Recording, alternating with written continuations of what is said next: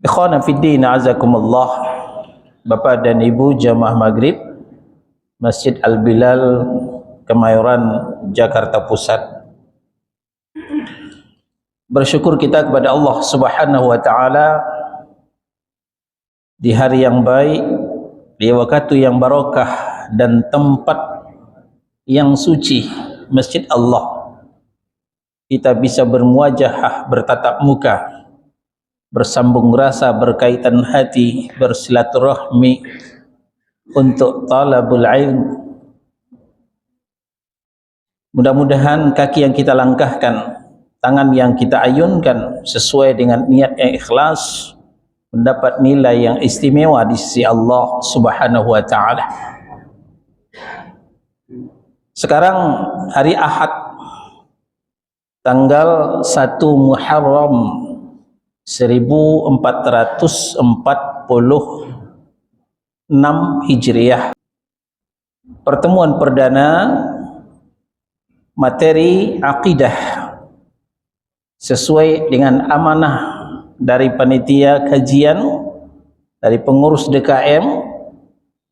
Kajian akidah kita merujuk kepada Kitabut Tauhid karya Fadilatul Syekh Dr. Saleh bin Fauzan Al-Fauzan, jilid 1. Kita masuk di bab yang pertama. Bab yang pertama ini pengantar studi akidah, terdiri dari 3 pasal. Pasal yang pertama, makna dan urgensi akidah. Yang kedua, sumber-sumber akidah yang benar dan manhaj salaf dalam mengambil akidah. Yang ketiga, penyimpangan akidah dan cara penanggulangannya. Untuk malam ini kita bahas pasal yang pertama, makna dan urgensi akidah. Ada 2 subjudul di sini. Nomor A, makna akidah. Nomor B, urgensi akidah. Makna akidah secara lughawiyah, secara etimologi, secara bahasa disebut berawal dari kata aqdun, itu bahasa Arab. Aqdun artinya ikatan. Kita pada dasarnya para ahli mengatakan al-insan hayawanun natiq. Syukran, jazakallah khair. Manusia itu adalah haiwan yang bisa bicara. Jangan emosi dulu dikedepankan. Kalau kita perhatikan, hampir tidak ada bedanya kita dengan haiwan. Kita makan, haiwan makan. Kita minum, haiwan minum. Kita kawin, haiwan juga kawin. Apa bedanya kita dengan haiwan? Hampir tidak ada bedanya kita dengan haiwan. Cuman haiwan tidak bisa bicara, manusia bisa bicara. Tapi satu-satu sudah ada hewan bisa bicara, seperti burung beo. Nah, maka ditingkatkan lagi, haiwan tidak taat kepada Allah, manusia taat kepada Allah. Nah, itu yang membedakan manusia dengan haiwan. Nah, sekarang kita bicara haiwan. Haiwan itu ada yang diikat, ada yang tidak diikat. Ya, hewan ternak, kita punya kambing, kita punya sapi. Ada yang diikat dan ada yang tidak diikat. Yang diikat lebih terarah. Dia akan tidur di kandangnya, dia akan makan makanan yang dikasih oleh tuannya. Beda dengan haiwan yang tidak diikat. Dia tidur di mana saja, dia makan apa saja seenak perutnya. Nah, begitu juga manusia. Manusia yang punya akidah itu namanya punya ikatan. Dan manusia yang tidak punya akidah, manusia yang tidak punya ikatan. Itulah sebabnya kita lihat kemarin-kemarin ada yang ngaku muslim, KTP-nya Islam, baca Qur'annya di mana? Bukan di masjid, tapi di gereja. Ya. Apa enggak muat lagi masjid untuk baca Qur'an, kok harus sampai di gereja? Ini contoh manusia bebas dari ikatan, lepas dari akidah, ya, sehingga dia beribadah bukan di tempat ibadahnya, tapi dia beribadah di tempat orang lain. Ini pentingnya sebuah akidah, sebuah ikatan. Ini pengertian secara lughawiyah, secara etimologi, secara bahasa. Yang kedua, pengertian secara terminologi, secara istilah syar'i. Akidah itu yaitu beriman kepada Allah, kepada para malaikat-malaikatnya Allah, kepada kitab-kitabnya Allah, kepada rasul-rasulnya Allah, kepada hari yang akhir, dan beriman kepada qadar baik ataupun qadar buruk. Persis rukun iman yang kita pelajari di SD atau di TK dulu, sekarang di PAUD. Ini berdasarkan sebuah hadis yang sahih dari Umar ibn Khattab radhiyallahu anhu, diriwayatkan oleh Imam Muslim. Diceritakan oleh Umar, pada suatu ketika datanglah ke majelis Rasulullah sallallahu alaihi wasallam, ya, majelis Rasulullah ketika itu dihadiri oleh Rasulullah. Tidak seperti majelis Rasulullah pada hari ini, Rasulullahnya tidak ada. Nah, ketika itu ada Rasulullah, muncul seorang laki-laki yang sangat putih bajunya, yang sangat hitam rambutnya. Datang langsung di depan Rasulullah sallallahu alaihi wasallam, menyandarkan kedua lututnya di kedua lutut Nabi sallallahu alaihi wasallam, meletakkan kedua telapak tangannya di atas kedua paha Rasulullah sallallahu alaihi wasallam. Tanpa muqaddimah, tanpa pengantar, tanpa basa-basi, langsung to the point. Ya Muhammad, akhbirni 'anil iman. Hai Muhammad, beritakan kepadaku tentang iman. Iman itu apa sih?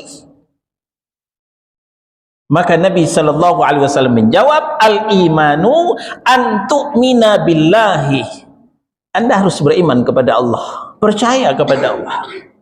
Wa malaikatihi, percaya kepada para malaikatnya Allah. Wa kutubihi, percaya kepada kitab-kitabnya Allah. Wa rusulih, percaya kepada para rasulnya Allah. Wal yaumil akhir, percaya kepada hari akhirat. Wa tu'mina biqadri khairi wa syarrih. Anda juga harus percaya kepada qadar baik dan qadar buruk. Orang itu mengatakan, saddaqta, engkau benar hai Muhammad. Inilah yang membuat heran para sahabat, dia yang bertanya, dia pula yang membenarkan. Ini orang benar-benar bertanya atau ngetes, ya. Nah, kemudian setelah dikonfirmasi, ditanya Nabi kepada Umar, Umar, Anda tahu siapa tadi yang bicara? Enggak ya Rasul, itulah malaikat Jibril yang mengajarkan agama kalian kepada kalian, kata Nabi sallallahu alaihi wasallam. Ini dasar hadis yang sahih daripada makna akidah secara terminologi. Sekarang kita berlanjut kepada bagian B, ya, subjudul nomor B, urgensi akidah. Akidah itu ada dua, ada akidah yang sahihah, ada akidah yang batilah. Akidah yang sahih, akidah yang sehat, akidah yang benar. Akidah yang batil, akidah yang buruk, akidah yang syirik. Ya, nah, kembali kepada ikatan. Ikatan itu tali yang masih kuat, itu akidah yang sahihah. talib, tapi tali yang sudah lapuk, sudah putus-putus, itu akidah yang batilah namanya. Nah, sekarang akan kita pelajari sampai di mana urgennya akidah as-sahihah, tali yang kuat itu tadi. Pertama, akidah yang sahihah merupakan pondasi, ya, pondasi atau fundamen bagi bangunan agama. Bapak dan Ibu, lihat Masjid Al-Bilal, jangankan pecah retak pun tidak, ya. Kenapa Al-Bilal bisa berdiri kokoh? Ini ditentukan oleh pondasi dasar, oleh fundamen. Kalau pondasinya kuat, maka bangunan itu di atasnya akan kuat. Tapi kalau fondasinya keropos, ya, maka bangunan itu juga akan retak-retak, ya, digoyang sedikit oleh gempa, ya sudah ambruk, hancur. Nah, ini fungsinya sebuah pondasi, fundamen.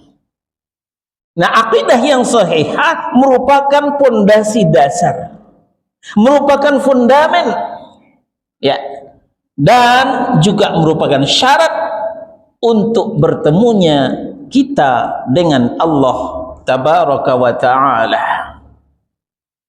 Mau open house dengan Allah? Orang mau open house dengan RI1 sangat antusias sekali. Kenapa? Di balik open house itu ada sembako, ada bansos.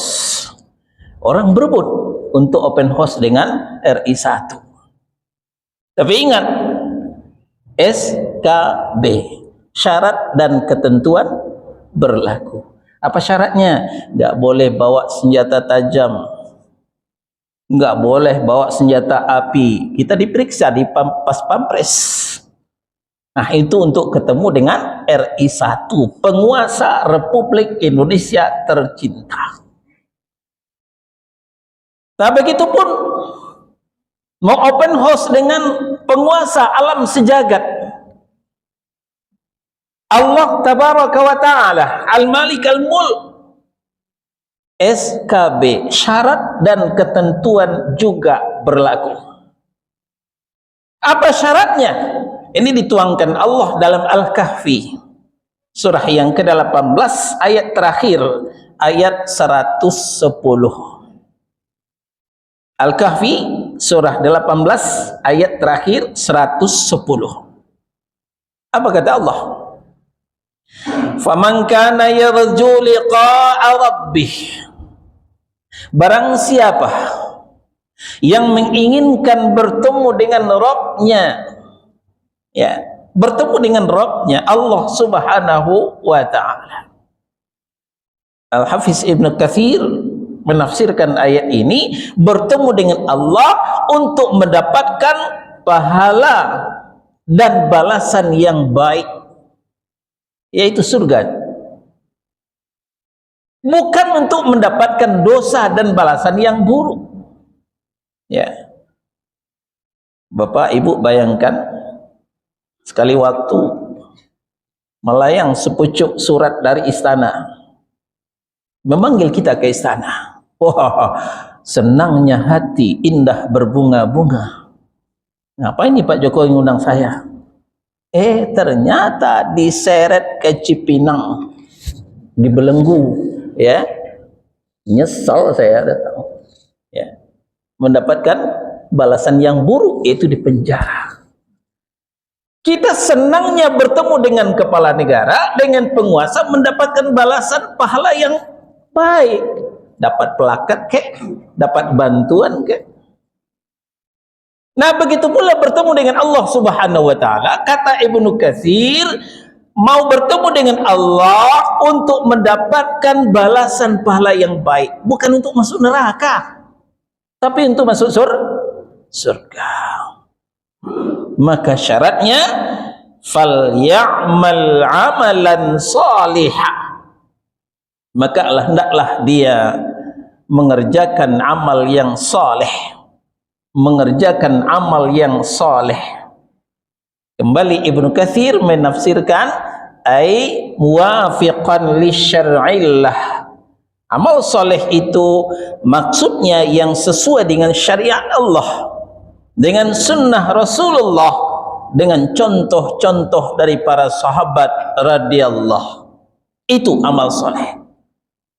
Kalau tidak sesuai dengan syariat, tidak cocok dengan sunnah, tidak pernah dicontohkan oleh para sahabat, itu bukan amal saleh.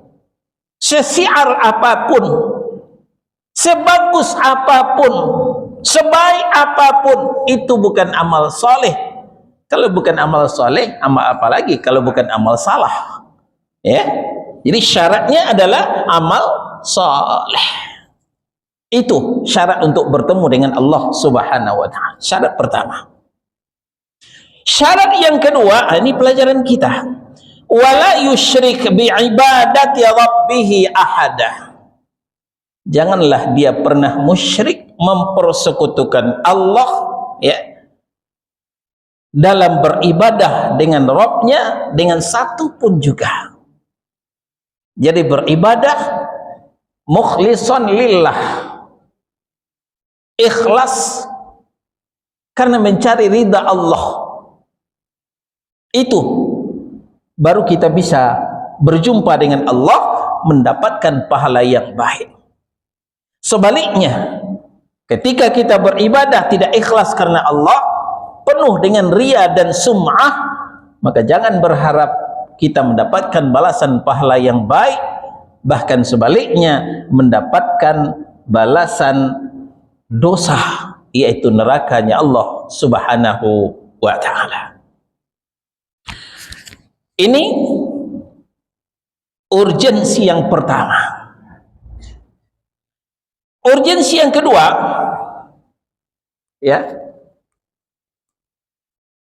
syarat untuk diampuninya dosa. Bapak Ibu, Allah itu innallaha ghafurur rahim. Allah itu maha pengampun lagi maha penyayang. Tapi SKB tidak bisa kita tinggalkan. Syarat dan ketentuan berlaku. Maghfirah Allah itu bukan dibidangkan seperti nasi tumpeng kepada kita. Ada syarat-syarat, ada ketentuan-ketentuan. Di antara syaratnya punya akidah yang sahihah, akidah tauhid, tidak musyrik, mempersekutukan Allah.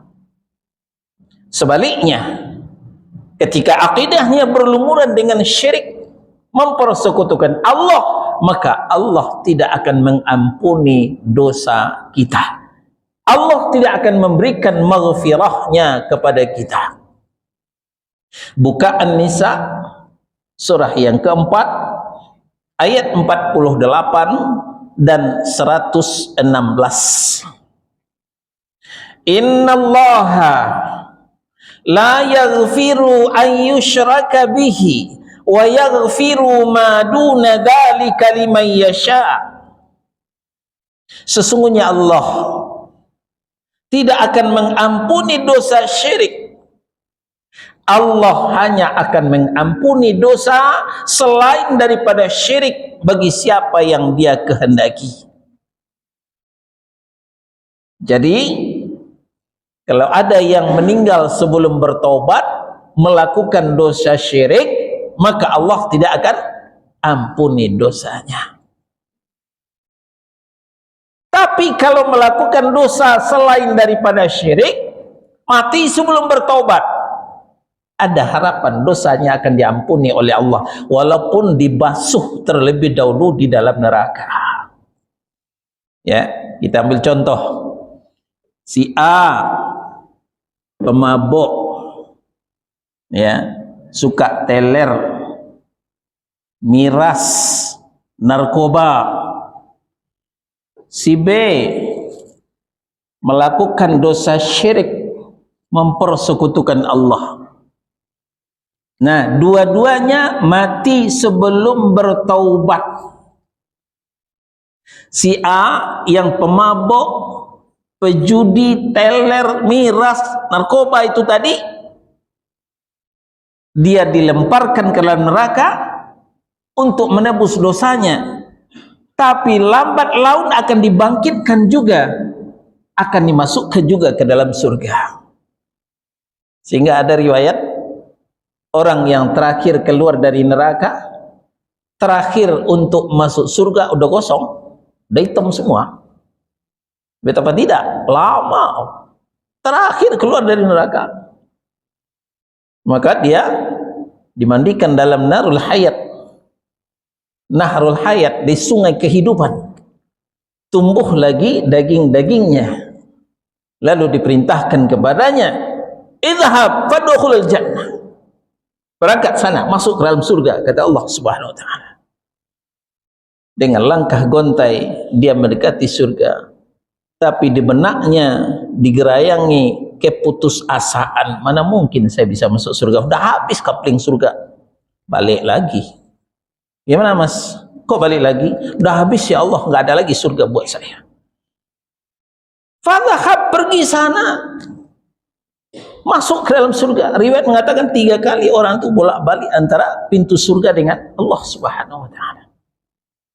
Akhirnya Allah memerintahkan, pergi sana, masuk ke dalam surga, masih kusediakan surga untukmu 10 kali dunia. Masya Allah. Untuk yang terakhir keluar dari neraka, terakhir masuk surga, masih sediakan surga 10 kali dunia. Insya Allah jemaah Al-Bilal nggak terakhir-terakhir amat lah keluar dari neraka. Kalau masuk neraka mudah-mudahan tidak ya. Nggak terakhir-terakhir amat lah masuk surga. Ini menunjukkan dosa selain syirik masih ada secercah maghfirah, ampunan dari Allah Subhanahu wa taala. Berbeda dengan pelaku syirik, ya, Allah tidak akan mengampuni. Ya, innallaha la yaghfiru ayyushraka bihi. Sesungguhnya Allah tidak akan mengampuni dosa syirik. Allah hanya mengampuni dosa selain pada syirik. Kenapa sih kok begitu-begitu amat? Maka Allah jawab di ujung ayat, wa may yusyrik billah faqad iftara itsman 'azima. Barang siapa yang musyrik, mempersekutukan Allah, berarti dia telah berbuat dosa yang teramat besar. Tidak ada dosa yang lebih besar di mata Allah melebihi dosa syirik, mempersekutukan Allah. Kita buat sebuah ilustrasi. Seandainya baju kita ini kita pakai sekali, kemudian sampai di rumah kita masukkan ke dalam bak, ya, masuk deterjen, direndam sebentar, dikucek-kucek, ditiriskan, jemur lagi, kering, disetrika, dipakai lagi. Begitu gampangnya, sudah bersih lagi. Bapak Ibu bayangkan, baju kita ini 7 hari 7 malam, jangankan dicuci, dilepas pun enggak. Dibawa tidur, dibawa ke pasar, dibawa ke kantor, kemana saja dibawa, 7 hari 7 malam enggak dilepas. Apa yang terjadi? Di samping baunya enggak karu-karuan, ya, juga menempel noda-noda membandel, susah untuk dibersihkan. Ya, noda yang membandel, malah semakin dikuras, semakin digosok, ya, bisa sobek kain itu. Itu akibat noda yang membandel. Nah, untuk memudahkan pemahaman, syirik ini merupakan dosa membandel. Ramadan tidak bisa menghapuskan dosa syirik. Yang mulai tidak bisa menggugurkan dosa syirik. Bahkan Lailatul Qadar sekalipun tidak bisa menghapuskan dosa syirik. Itulah noda membandel. Dengan apa bersihnya baju kena noda membandel? Nah, perlu campur kimia. Ya, ada kaporit lah namanya, apalah namanya, itu tukang cuci yang lebih tahu. Nah, sebagai kafarid membersihkan dosa membandel ada di At-Tahrim surah yang ke-66 ayat 8. Ya ayyuhalladzina amanu tubu ilallah taubatan nasuha. Hai orang yang beriman, bertaubatlah kalian kepada Allah dengan taubat nasuha. Taubat benar-benar bertaubat. Imam An-Nawawi rahimahullahu ta'ala dalam kitabnya Riyadhus Shalihin, dalam perpustakaan kita ada Riyadhus Shalihin, lihat di situ. Ada 3 tahapan taubatan nasuha itu. 1, stop. Berhenti daripada perbuatan syirik itu. Kedua, menyesal dari lubuk hati yang paling dalam kenapa terjerumus berbuat syirik. Ketiga, berjanji tidak lagi mengulangi kemusyrikan itu. Itu dosa yang menyangkut dengan hak Allah Subhanahu wa ta'ala. Kalau dosa menyangkut dengan hak adamiyin, hak manusia, tambah yang keempat, menyelesaikan dengan sesama manusia. Orangnya disakiti, minta maaf. Punyanya diambil, kembalikan. Ganti dengan yang serupa, dengan yang setara, senilai. Kalau tidak minta ridhonya.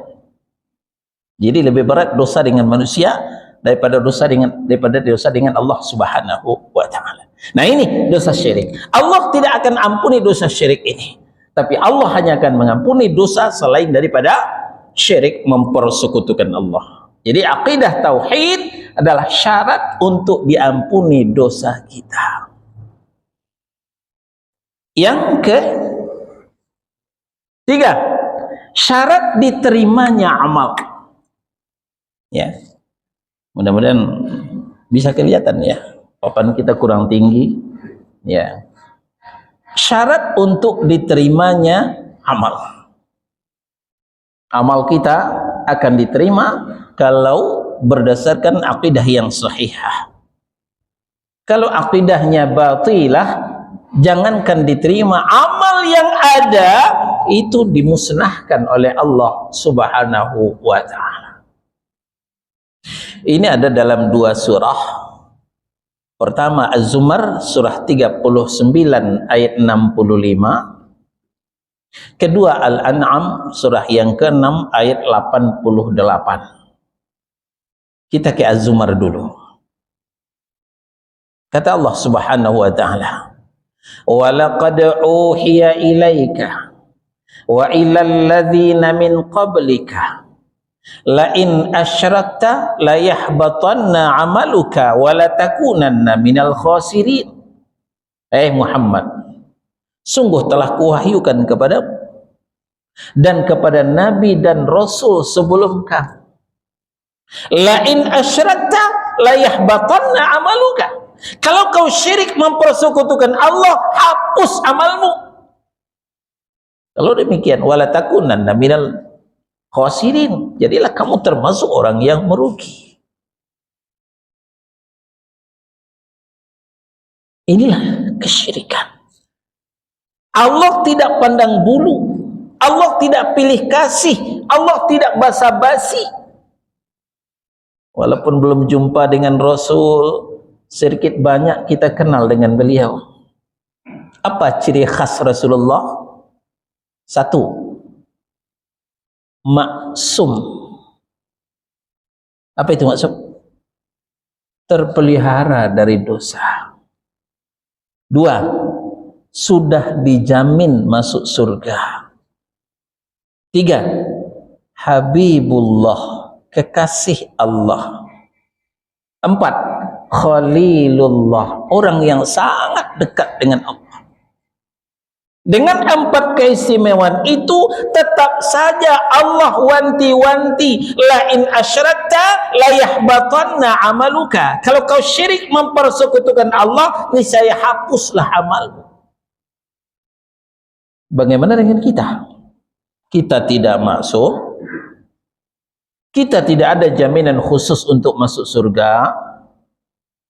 Kita bukan Habibullah, walaupun banyak yang bergelar Habib. Kalau cium tangan depan belakang. Kita bukan Khalilullah, walaupun ada yang bernama Pak Khalil. Nah, maka dari itu Allah tegaskan melalui Al-An'am surah yang ke-6 ayat 88. Walau asyraku, apalagi umat Muhammad, kalau mereka syirik mempersekutukan Allah, lahabita anhum ma kanu ya'malun. Niscaya hapuslah apa yang pernah mereka amalkan. Salat 5 waktu di Al-Bilal, jangan pede dulu. Ya. Kalau syirik dihapus. Puasa Ramadan tambah puasa sunnah, ya, Senin Kamis, Nabi Daud, puasa Muharram, ya, tanggal 9 dan 10, semuanya hancur berantakan kalau syirik, akidahnya syirik mempersekutukan Allah. Pernah haji dan umrah, luluh lantak, licin tandeh. Tahu licin tandeh? Ya. Tiada sisa. Ya, tiada sisa. Itu akibat dosa syirik. Ya, jangankan amal yang kita lakukan, amal yang ada saja dihapus oleh Allah Subhanahu wa taala. Jadi akidah yang sahihah, akidah tauhid adalah syarat untuk diterimanya amal. Sudah berapa itu? Ya. Sudah 3 ya. Yang keempat, syarat untuk masuk surga. Nah, kita mau masuk surga?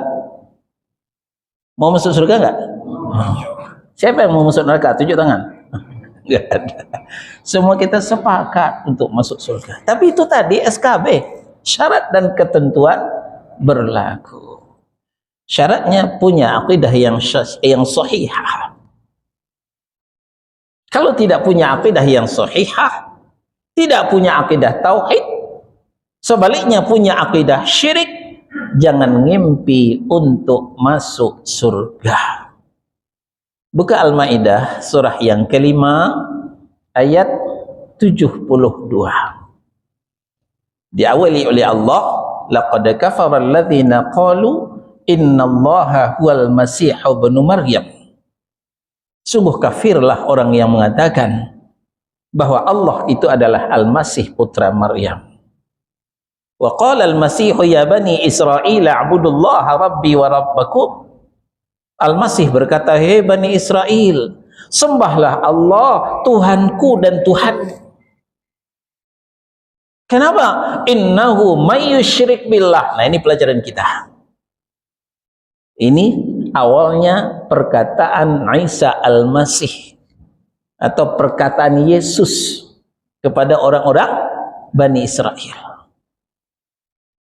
Wa qala al-Masih ya bani Israil a'budullaha rabbi wa rabbakum. Bani Israel, ya. Al-Masih berkata, Bani Israel, sembahlah Allah, Tuhanku dan Tuhan.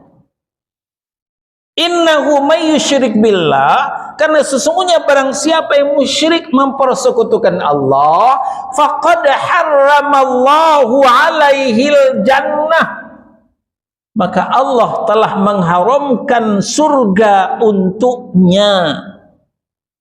Allah haramkan surga buat kita yang musyrik mempersekutukan Allah. Maka sekali lagi, kalau memang mau masuk surga, bersihkan akidah dari lumpur-lumpur syirik, ganti dengan akidah tauhid. Nah, kalau Allah telah mengharamkan surga, kita mau kemana lagi? Tempat di akhirat itu cuma 2, kalau tidak surga ya neraka.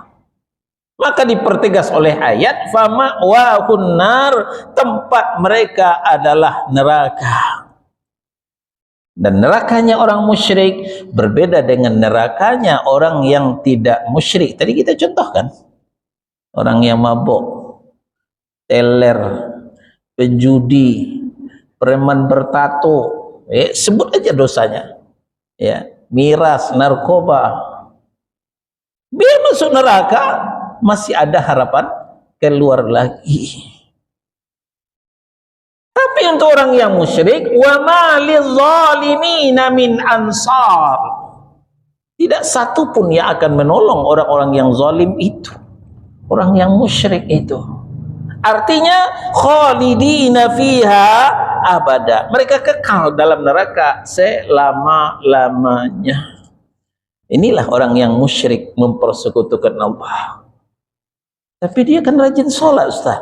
Jamaah aktif Al-Bilal. Walaupun jamaah aktif Al-Bilal rajin sholat, kalau musyrik jangan ngimpi untuk masuk surga. Tapi kan dia rajin puasa, walaupun rajin puasa. Tapi kan dia Pak Haji, peci putih. Nggak ada urusan dengan Pak Haji, peci putih. Syarat masuk surga adalah punya akidah tauhid. Walaupun ibadahnya tidak seberapa, amal ibadahnya tidak seberapa, tapi akidahnya bersih dari syirik, masih ada harapan untuk masuk surga. Sebaliknya, walaupun ibadahnya banyak, tapi kalau akidahnya berlumuran dengan syirik, tidak akan pernah masuk surga, malah direndam dalam neraka selama-lamanya. Ya. Terakhir, ya, akidah yang sahihah itulah inti dakwah para nabi.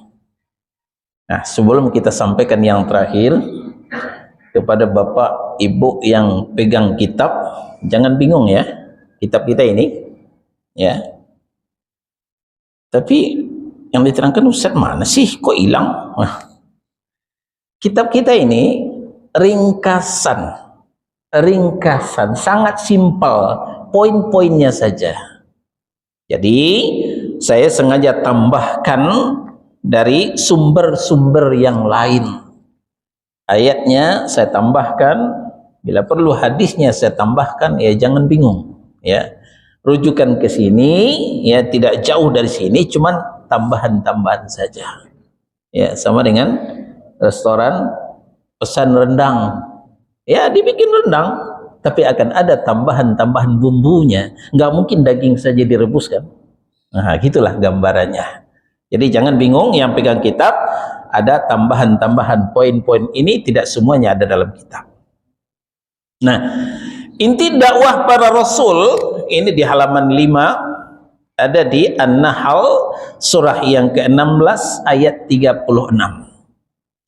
Walaqad ba'athna fi kulli ummatin rasulan an ya'budullaha wajtanibut taghut. Dan sesungguhnya kami telah mengutus rasul pada setiap umat untuk menyerukan sembahlah Allah saja dan jauhi taghut. Sembahlah Allah saja dan jauhi taghut. Apa itu taghut? Taghut segala yang disembah selain Allah. Taghut segala yang lebih dicintai selain daripada Allah. Taghut segala yang lebih ditaati selain daripada Allah. Jadi taghut itu bukan nama, taghut itu adalah lambang, ya. Taghut itu bukanlah nama seseorang. Jadi dalam Al-Quran, salah satu yang diberi gelar taghut itu oleh Allah adalah Fir'aun. Innahu tagha, kata Allah. Fir'aun itu telah tagha. Apa tagha? Melampaui batas. Ya, jadi taghut itu melampaui batas. Nabi Musa menyampaikan kepada Bani Israel, wa ilahukum ilahu wahid. Tapi kata Fir'aun, ana rabbukumul a'la, akulah Tuhanmu yang maha tinggi. Nah, itulah melampaui batasnya Fir'aun, ya, keterlaluan, mujawazatul haq, melampaui batas. Nah, jadi taghut itu bukan nama orang. Jadi segala sesuatu, kecintaan kita melebihi kecintaan kita kepada Allah Subhanahu wa taala, maka yang dicinta itu akan berfungsi sebagai taghut. Ketaatan kita melebihi ketaatan kita kepada Allah Subhanahu wa taala, maka yang kita taat itu akan berubah fungsi menjadi taghut. Nah, begitulah seterusnya. Akan ada pembahasan spesial tentang taghut ini nanti pada bab-bab berikutnya. Inilah ya setidaknya 5 hal ya. Ada 5 hal urgensi akidah yang sahihah, pentingnya akidah tauhid. Nah, namun Rasulullah sallallahu alaihi wasallam mengingatkan kepada kita, sebelum terjadi kiamat akan menggelinding ya fitnah syubhat bagaikan sepotong kegelapan malam yang gelap gulita. Bapak dan Ibu, suatu malam yang gelap gulita, mendung pekat, jangankan rembulan, bintang gemintang tidak kelihatan. Setelah itu listrik mati. Maka sebelum emergensi kita menyala, sebelum handphone kita aktifkan, apa yang kita lihat? Semuanya hitam, gelap. Kita tidak akan bisa membedakan, jangankan kuning dengan coklat, jangankan hijau dengan biru, membedakan yang putih dengan yang hitam saja kita tidak bakal bisa. Itu gambaran Rasulullah sallallahu alaihi wasallam akhir zaman. Sekarang sudah saatnya, sudah masanya. Kita lihat sekarang, yang benar sepertinya salah, yang salah sepertinya benar. Ya, mari kita lihat para ulama di penjara, para koruptor melenggang bebas. Mana yang benar, ulama dengan koruptor? Ayo, ya. Jadi ulama benar sepertinya salah, kok di penjara? Sebut saja Imam Ahmad bin Hanbal, Ibnu Taimiyah rahimahullahu taala, Buya Hamka, Buya Muhammad Nasir. Beliau-beliau itu meringkuk di dalam penjara. Ulama besar, Imam Ahmad bin Hanbal, imam mazhab, muridnya Imam Syafi'i, kok meringkuk di dalam penjara? Apa salahnya? Bukan tindak kriminal. Sebaliknya, pelaku maksiat, narkoba, ya, pedagang narkoba, koruptor ulung, bebas, tidak tersentuh hukum. Nah, itulah dia gambaran akhir zaman, ya. Maka apa yang terjadi? Ada orang paginya masih beriman, sorenya sudah kafir. Sorenya masih beriman, paginya sudah kafir. Tidak bisa membedakan mana yang hak, mana yang batil, mana yang tauhid, mana yang syirik, mana yang halal, mana yang haram. Tidak bisa lagi membedakan. Rupiah, ada yang asli, ada yang palsu. Kita tidak bisa membedakan. Sama kerasnya, sama cakepnya, warna merah juga. Tapi orang BI jangan dikelabui. Orang BI akan tahu mana rupiah yang asli, mana rupiah yang palsu. Nah, begitulah din, begitulah akidah di akhir zaman. Kadang-kadang kita tidak bisa membedakan, dia ini musyrik apa bertauhid. Penampilannya bukan main, pakai jubah, gamis, selendang serban, peci putih, pakai tasbih, lalu berkhidmat di depan kuburan. Kiranya yang dibaca, Allah maghfir lahu warhamhu wa'afihi wa'fuan. Ternyata tidak. Wahai Syekh, sehatkan saya Syekh, lancarkan dagangan saya Syekh, sukseskan bisnis saya Syekh. Meminta kepada orang mati. Ya, ini musyrik, tapi sepertinya bertauhid dengan penampilan casing itu tadi. Itu gunanya kita belajar akidah untuk membedakan mana yang tauhid, mana yang syirik. Baik, kita istirahat sejenak. Silakan muadzin, setelah azan kita lanjutkan. Asyhadu an la ilaha illallah.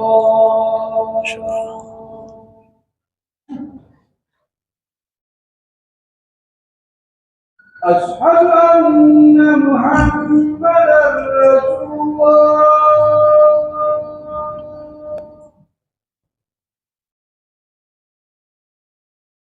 أشهد أن محمدا رسول الله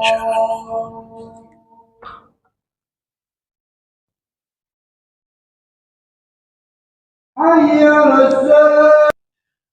Sedikit lagi. Itulah sebabnya urgennya akidah yang sahihah sampai menjadi inti dakwah para rasul. Dan Rasul kita Muhammad sallallahu alaihi wasallam selama 23 tahun berdakwah, 13 tahun digunakan untuk menanamkan akidah, prodemakiyah, 13 tahun. Nah, baru 10 tahun berikutnya prode madaniyah beliau menyampaikan ibadah, menyampaikan muamalah, dan akidah tidak ditinggalkan. Akidah tidak ditinggalkan. Demikian pentingnya akidah. Namun syaitan tidak tidur. Syaitan tidak tidur akan memalingkan kita dari pelajaran akidah. Jadi sekarang kalau dihitung berapa jamaah, lihat nanti pada pertemuan yang kedua pasti menyusut. Akan dipengaruhi oleh syaitan. Karena orang yang bertauhid itu akan masuk surga. Berarti syaitan nggak punya teman. Nah, bagaimana supaya manusia ini tidak bertauhid lalu akan masuk neraka, akan makin banyaklah temannya syaitan. Nah, maka kita berharap, kita berusaha teruslah kita belajar akidah, ya, karena pertemuan ini akan berlanjut, pembahasan ini akan berlanjut. Absen sekali, ya, nggak nyambung. Apa tadi yang dibahas? Kita akan bersambung terus. Mudah-mudahan kita mohon kepada Allah, kita diberikan kemudahan, ya, untuk selalu bisa menghadiri kajian akidah ini, kajian tauhid ini. Amin ya rabbal alamin. Mungkin ada pertanyaan sebelum kita tutup, silahkan. Assalamualaikum warahmatullahi wabarakatuh. Waalaikumsalam warahmatullahi wabarakatuh. Tadi Ustaz bahas bahwa pelaku syirik itu tidak akan dapat jaminan surga dari Allah. Betul. Nah, yang mau saya tanyakan, bagaimana dengan orang-orang berkebutuhan khusus atau bahasa psikiaternya autis lah itu dapat jaminan surga nggak Ustaz? Iya, iya, iya. Merujuk kepada keumuman ayat, la yukallifullahu nafsan illa wus'aha. Seseorang tidak akan diberati kecuali sesuai dengan kemampuannya. Fattakullah mastata'tum. Bertakwalah kepada Allah semampumu. Jangankan yang autis, ya, yang setengah normal, bahkan yang tidak normal itu tidak akan dibebani oleh Allah Subhanahu wa taala. Siapa yang akan dibebani? Yang orang normal, orang yang waras, yang punya akal sehat. Nah, itu yang dikatakan beban taklif, beban taklif. Kalau punya akal sehat. Ya, dia punya akal sehat tapi masih mau lakukan kemusyrikan, itu yang tidak akan mendapatkan surga. Tapi kalau dia tidak normal, ya maaf, dia gila, apapun yang dilakukannya itu tidak dihisap, ya. Pena tidak akan menulis terhadap orang yang gila sampai dia siuman, sampai dia sadar dengan gilanya itu, sampai dia normal, ya. Jangankan yang autis, yang gila sekalipun itu ma'fu anhu, akan dimaafkan, ya, sesuai dengan kemampuan. Yang autis itulah yang dihisap. Allahu ta'ala a'lam. Waalaikumsalam warahmatullahi wabarakatuh. Ya. Dosa uququl walidain, durhaka terhadap kedua orang tua. Itu memang juga termasuk akbarul kabair, ya. Imam Az-Zahabi dalam kitabnya Al-Kabair itu menulis termasuk di dalamnya uququl walidain, durhaka kepada kedua orang tua. Namun kedurhakaan itu tergantung. Kalau dia durhaka karena berbeda akidah, ya, dia tidak nurut kepada orang tuanya karena berbeda akidah, seperti yang dilakukan oleh Nabiullah Ibrahim alaihissalam, itu tidak akan mendapatkan hukuman dari Allah Subhanahu wa taala. Ya. Kita lebih duluan mentauhidkan Allah daripada kepada orang tua. Tapi kalau orang tuanya juga bertauhid, tidak ada alasan kita untuk durhaka kepada orang tua. Ya. Maka orang yang bertauhid itu akan diperintahkan oleh Allah supaya birrul walidain. Ya. Birrul walidain, berbuat baik kepada kedua orang tua. Nah, maka hampir dipastikan orang yang bertauhid tidak akan durhaka kepada kedua orang tuanya. Siapa yang durhaka? Yang durhaka kepada kedua orang tuanya yang dilandasi dengan akidah yang tidak benar, akidah yang syirik. Contoh, kemarin Zaitun sempat mencuat, ya. Dalam akidahnya Zaitun, apa itu? NII, tahu NII? Negara Islam Indonesia. Orang-orang ini, NKRI ini kafir semua, penyembah burung gepeng. Tahu burung gepeng?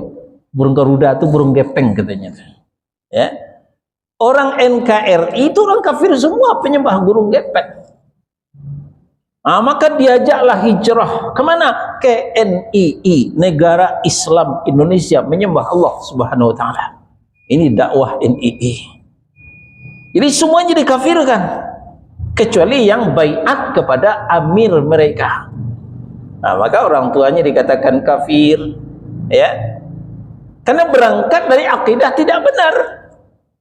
Akidah NII Zaitun itu enggak benar, kan sudah kita lihat kemarin sepak terjangnya. Ya, tidak benar, ketahuan kebobrokannya. Nah, jadi kembali kita tegaskan, orang yang punya akidah yang sahihah, orang yang bertauhid, dia pasti birrul walidain. Enggak mungkin dia uququl walidain, tidak mungkin dia durhaka kepada orang tua. Kapan orang itu durhaka kepada orang tuanya? Berangkat dari akidah yang tidak benar, ya, akidah yang tidak sahihah. Demikian Pak, wallahu a'lam. Ada lagi? Ya, silakan Pak. Menyebut Muharram berlebih-lebihan. Ya. Bapak Ibu, Muharram itu bukan Syahrul Aid, tapi Syahrul Syam. Ya. Muharram itu Syahrul Syam, Syahrul Haram, bulan haram. Ya. Nabi SAW mengatakan bulan haram itu ada 4, salasatun mutawaliyatun, 3 berturut-turut, Dzulqa'dah, Dzulhijjah, Muharram, wa Rajabun Mudhar, Rajab yang terpisah baina Jumadi wa Sya'ban. Jadi Muharram bulan haram. Nah, kemudian diceritakan oleh sahabat, Nabi SAW mengatakan sebaik-baik puasa setelah Ramadan adalah puasa di bulan Allah, bulan Muharram. Sebaik-baik solat setelah solat fardu adalah solatul lail, solat malam. Nah, berangkat dari hadis ini, maka para ulama mengatakan Muharram adalah syahrus siyam, bulan puasa. Tapi puasa sunnah maksudnya, bukan puasa wajib. Puasa tanggal 9 dan tanggal 10. Bukan Syahrul Aid, bukan bulan raya. Ya. Selamat tahun baru 1 Muharram dirayakan. Nanti tanggal 10 lagi dirayakan lagi hari raya anak yatim. Dari mana datangnya? Muharram bukan bulan raya, tapi bulan puasa. Nah, ini agak meluas kita Pak dari pertanyaan. Malah ada lagi 2 hari raya yang bertentangan. Pertama, hari raya duka cita. Kita bersedih. Kenapa? Mengingat sedihnya Al-Husain tewas di padang Karbala secara mengenaskan. Nah, maka kita bersedih bila perlu memukul diri, bila perlu noreh diri dengan pisau, dengan pedang. Inilah ajaran Syiah. Ya, hari raya kesedihan. Sebaliknya, Muharram hari raya kegembiraan. Lahirlah hadis palsu. Barang siapa melapangkan keluarganya pada 10 Muharram, maka Allah akan melapangkan hidupnya. Kita bergembira, kita bersukaria dengan Muharram. Ini datang dari Khawarij, karena telah berhasil menangkap Al-Husain. Karena Al-Husain dikatakan pemberontak pemerintahan yang sah, maka tewas Al-Husain, mereka bergembira ria. Ya, maka Muharram, terutama 10 Muharram itu hari raya kegembiraan, kata mereka. Dua-duanya adalah akidah yang batil. Muharram bukan hari raya, Muharram bukan bulan lebaran, tapi Muharram adalah bulan puasa, tapi puasa sunnah, yaitu tanggal 9 dan tanggal 10. Jadi kita tidak menyambut Muharram, kita tidak merayakan Muharram. Karena merayakan Muharram adalah bagian dari tasyabbuh, menyerupai orang-orang di luar Islam. Ya, melihat gegap gempitanya perayaan 1 Januari tahun baru, maka umat Islam juga meniru, meneladani, gegap gempita pula menyambut 1 Muharram tahun baru. Ingat, kenapa Rasulullah mensyariatkan puasa Tasu'a? Itu dalam rangka antisipasi daripada tasyabbuh. Ya. Sahabat bertanya, "Ya Rasulullah," ya, ketika Rasulullah menyuruh puasa Asyura 10 Muharram, "Ya Rasulullah, 10 Muharram itu juga diagungkan oleh Yahudi. Berarti tasyabbuh dong." Kata Nabi, "Tahun depan insyaallah kita akan puasakan Tasu'a 9 Muharram dalam rangka menyelisihi Yahudi, menyelisihi orang kafir." Karena sebelumnya Nabi telah mengajarkan khaliful musyrikin, selisih orang musyrik. Man tashabbaha biqaumin fahuwa minhum. Barang siapa yang tasyabbuh menyerupai suatu kaum, sadar atau tidak dia telah termasuk kaum tersebut. Ibadah saja enggak boleh kita menyamai orang-orang kafir, apalagi yang bukan ibadah. Nah, jadi memang telah terjadi dari malam pawai obor, ya, dalam mereka menyebut 1 Muharram. Ingat, itu bukan bagian dari ajaran Islam. Awal tahun doa, akhir tahun doa, awal tahun itu juga tidak disyariatkan. Ya, jadi kita jangan latah. Demikian Pak, wallahu a'lam. Ada lagi? Cukup ya? Ya. Kita akhiri sampai di sini. Subhanakallahumma wa bihamdika asyhadu an la ilaha illa anta astaghfiruka wa atubu ilaik. Wassallallahu ala nabiyyina Muhammadin wa ala alihi wa sahbihi wasallam. Barakallahu li wa lakum. Wassalamu alaikum warahmatullahi wabarakatuh.